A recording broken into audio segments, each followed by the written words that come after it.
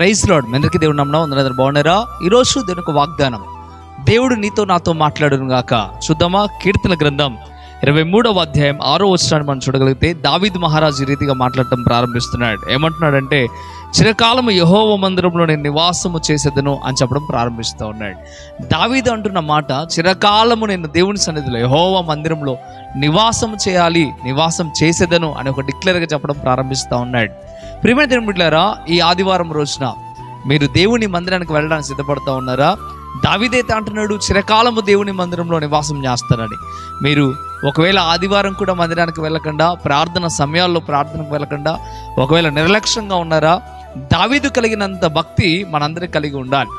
దావీదు చిరకాలము బ్రతుకు దినములన్నీ కూడా ప్రతిసారి దేవుని మందిరంలో ఉంటాను అని ఆయన మాట్లాడటం ప్రారంభిస్తూ ఉన్నాడు. మనం కూడా భక్తి కలిగిన వారమైతే, విశ్వాసం కలిగిన వారమైతే, నిజమైన క్రైస్తవులమైతే తప్పక ప్రతి ఆదివారం రోజున, ప్రార్థన క్రమాల రోజున ఖచ్చితంగా మందిరానికి వెళ్ళవలసిన వారమే ఉన్నాం. దావీదు ప్రతి అవసరంలో దేవుని వైపు దేవుని మందిరం వైపు చూశాడు. మనం కూడా మన ప్రతి అవసరంలో దేవుని వైపు దేవుని మందిరం వైపు చూడటానికి సిద్ధపడాలి.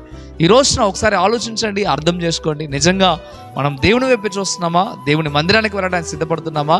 మందిరం యొక్క విలువ మనకు అర్థమవుతా ఉందా? దావీదుకి అర్థమైంది కనుక గొర్రెలు కాసుకునే వాడిని కాస్త దేవుడు మహారాజు స్థానంలో కూర్చోబెట్టాడు. ఆయన చిత్తాన్ని నెరవేర్చడానికి దావీదును ఉపయోగించుకున్నాడు. ఈరోజు నిన్ను కూడా దేవుని చిత్తం నెరవేర్చబడటానికి నిన్ను ఉపయోగించుకోవాలి దేవుడు అంటే తప్పక దేవుని మందిరానికి వెళ్ళడానికి సిద్ధపడాలి, దేవుని ఆరాధించడానికి సిద్ధపడాలి, దేవునికి సమయాన్ని ఇవ్వడానికి సిద్ధపడాలి. ఎప్పుడైతే నువ్వు ఆ రీతిగా చేస్తావో దేవుడు తన చిత్తాన్ని నీ పట్ల నెరవేర్చి గొప్ప స్థితికి మారుస్తాడు.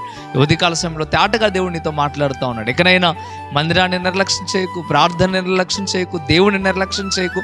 ఎప్పుడైతే నువ్వు ఆ రీతిగా ఉంటావో దేవుడు తప్పక నిన్ను, నీ కుటుంబాన్ని దీవిస్తాడు. మంచిది.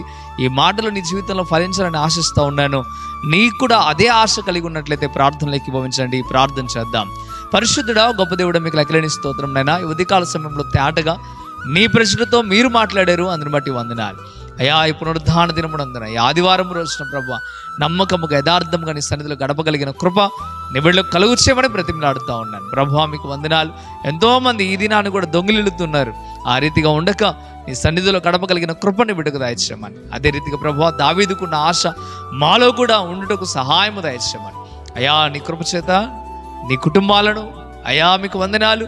ఎవరైతే ఈ మాటలు విన్న ప్రతి ఒక్క బిడ్డ యొక్క హృదయాలను మీరు చూస్తున్నారు కనుక వారందరినీ దీవించి ఆస్వాదించి మేలు చేయమని యేసే నామములో మిక్కిలి బతిమలాడి వేడుకుంటున్నాము తండ్రి. ఆమేన్, ఆమేన్. ప్రియమైన దేవులారా, ఈ వాగ్దానం ద్వారా దేవుడు మీతో మాట్లాడినట్లయితే తప్పక వీడియోని లైక్ చేయండి. అంతేకాకుండా ఇంతవరకు కృపా TV India YouTube channel subscribe చేసుకోకపోతే ఇక్కడైనా మీరు సబ్స్క్రైబ్ చేయండి. ఈ వాగ్దానాన్ని అనేకులకు మీరు షేర్ చేయడం ద్వారా సువార్త ప్రకటించిన వారు అవుతారు, అనేకులను మీరు బలపరిచిన వారు అవుతారు. ప్రభు మిమ్మలను మీ కుటుంబాలను దీవించును గాక. ఆమేన్. God bless you.